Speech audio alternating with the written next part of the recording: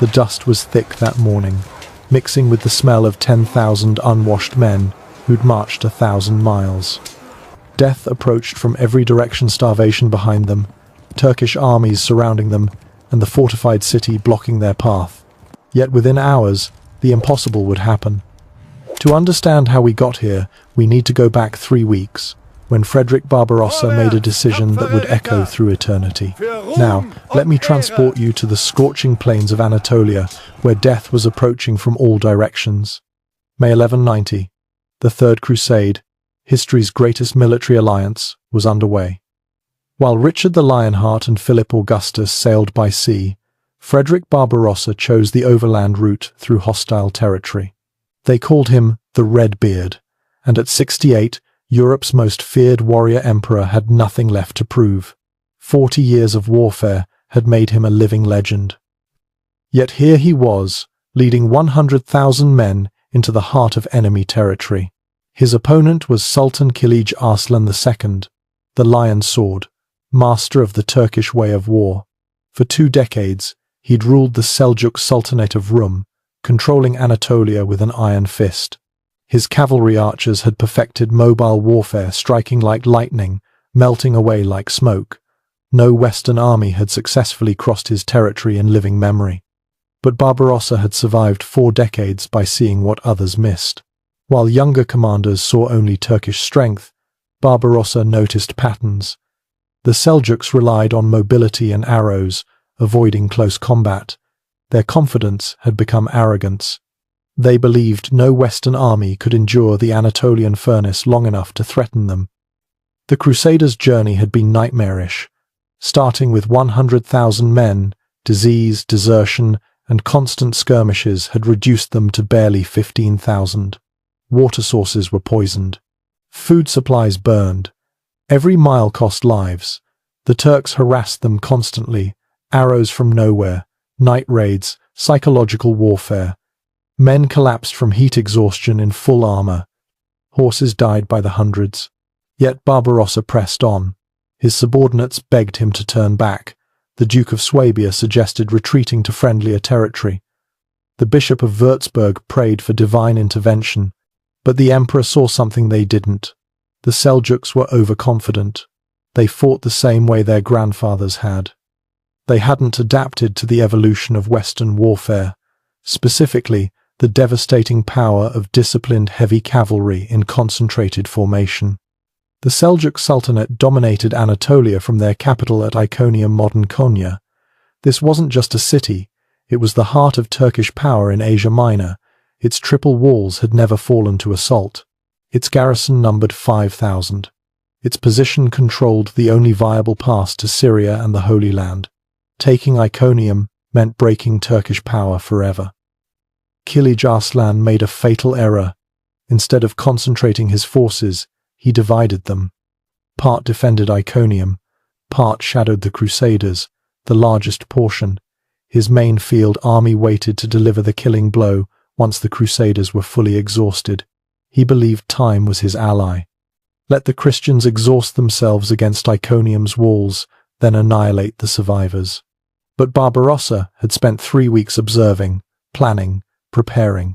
His knights still had their heaviest armor.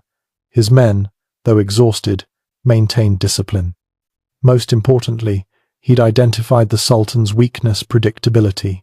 The Turks always fought the same way: harass, exhaust, then overwhelm.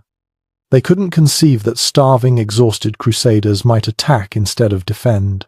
As May dawned, messengers brought word.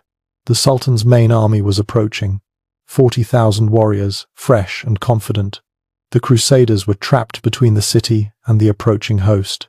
Traditional military wisdom demanded either immediate retreat or desperate defense. But Barbarossa had survived 40 years of warfare by seeing what others missed. He would do neither. As May dawned, both armies prepared for a confrontation that would redefine medieval warfare forever. Dawn, May 17th. Barbarossa counted his forces one final time. 10,000 men remained combat effective. 2,000 knights still had war horses, though many animals were skeletal from the march. 8,000 infantry, exhausted but disciplined. gripped their weapons with grim determination. They'd lost 5,000 men reaching this point. Those who remained were the hardest, most determined warriors in Christendom. His commanders read like a roll call of German military nobility. Duke Frederick VI of Swabia, Barbarossa's own son, commanded the vanguard. At 23, he burned with youth's fire tempered by his father's wisdom. Count Rupert of Nassau led the Rhineland contingent, veterans of a dozen campaigns. Marquard of Nuremberg commanded the emperor's personal guard, 500 men, who'd sworn to die before letting harm reach Barbarossa. Each brought specialized expertise: siegecraft, cavalry tactics, infantry discipline. The Seljuk forces were overwhelming. Inside Iconium, 5,000 garrison troops manned walls that had never fallen. 30 feet high, 10 feet thick, studded with towers every 100 yards. Greek fire reserves. Months of supplies. The city's triple gate system meant even breaching the outer wall accomplished little. Approaching from the east, Sultan Kilij Arslan led his main force. 40,000 men, perhaps more Turkish sources claimed 65,000. 20,000 were elite cavalry archers, each carrying 2 bows and 150 arrows. These weren't conscripts but professional warriors who'd spent their lives in the saddle. They could fire 12 aimed shots per minute while galloping at full speed. 15,000 infantry supported them, spearmen and swordsmen to hold ground the cavalry had disrupted. Another 5,000 were irregular troops, Turkomans, eager for plunder. The Sultan's confidence was absolute. His scouts reported the Crusaders' condition: exhausted, short on supplies, horses dying daily. The temperature reached 95 degrees Fahrenheit. Fighting in full armor, 250 pounds of steel under that sun, seemed impossible. Turkish commanders laughed at reports of Crusader determination. What could 10,000 exhausted men do against fresh armies and fortified walls?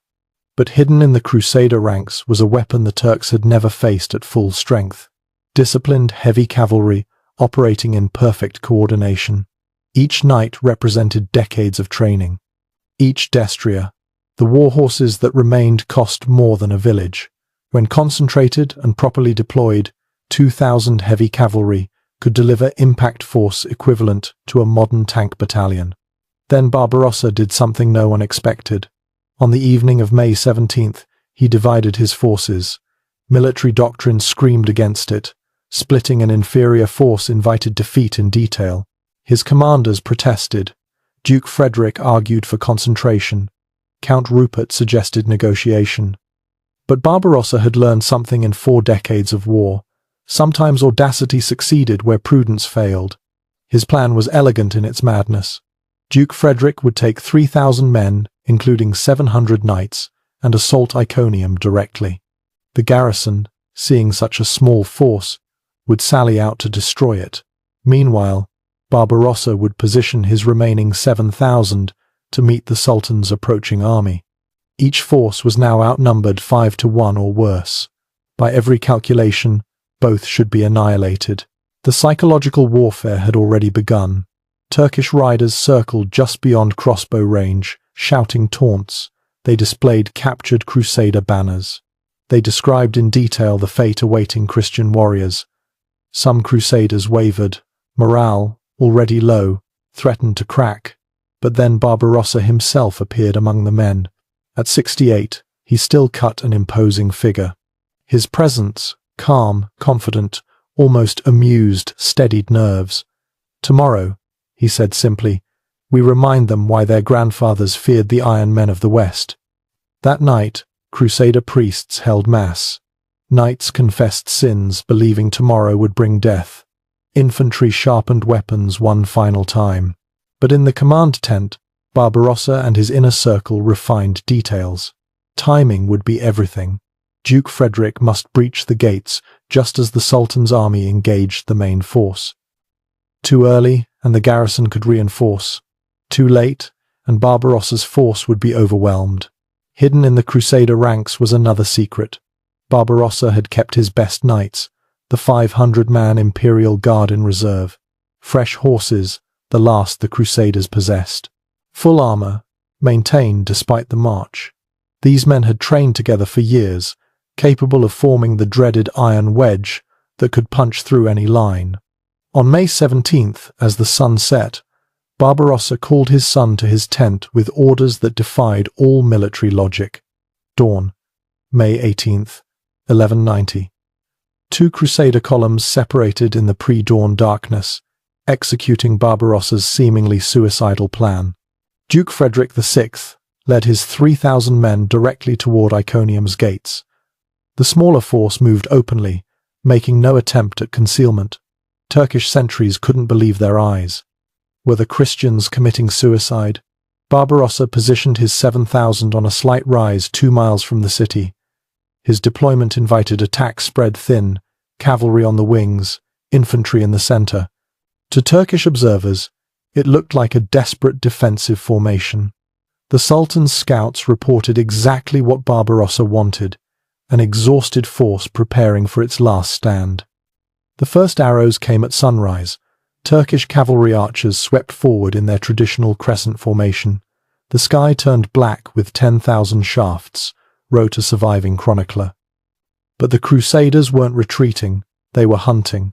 Each knight had endured 3 weeks of this harassment. They knew Turkish patterns. As arrows rained down, they raised shields in practiced unison, creating overlapping protection. Losses were minimal. Duke Frederick reached Iconium's walls by mid-morning. The garrison commander faced a dilemma. These 3,000 Crusaders posed little threat to the walls, but leaving them unmolested invited siege preparations. Pride made the decision. Why cower behind walls when Turkish cavalry could ride down exhausted Christians? The gates opened. 2,000 garrison cavalry poured out, confident in easy victory. But the Crusaders weren't running. Duke Frederick had positioned his forces perfectly.